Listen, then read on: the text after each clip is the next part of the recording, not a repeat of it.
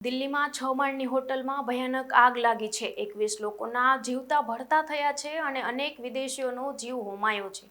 40 લોકોનું રેસ્ક્યુ કરવામાં આવ્યું છે।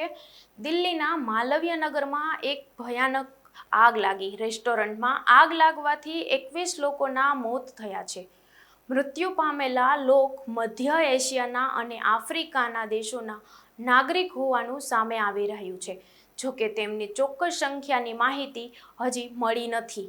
દિલ્હી ફાયર સર્વિસે અનેક સ્થાનિક લોકોના જણાવ્યા અનુસાર માલવીય નગરના લેમન ગ્રીસ રેસ્ટોરન્ટમાં સવારે 8 વાગ્યાની આસપાસ આગ લાગી હતી। રેસ્ટોરન્ટ ઉપર બનેલા હોટલ ફ્લોરિસ્ટ સુધી પહોંચી ગઈ હતી આ આગ।